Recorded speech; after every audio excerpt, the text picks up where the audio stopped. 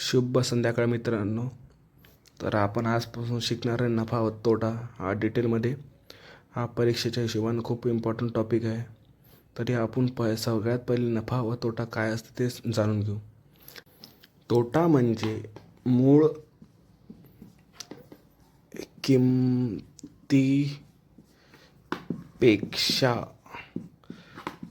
कमी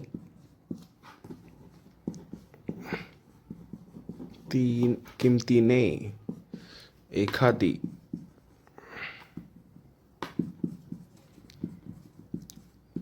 वस्तूची विक्री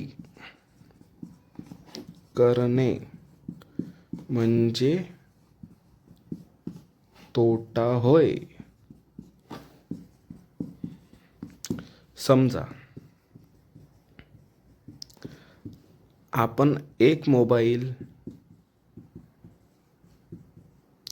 10,000ला विकत घेतला व तो काही दिवसांनी 8,000ला विकला, तर आपल्याला 2,000चा तोटा झाला आहे. सोप्या भाषेमध्ये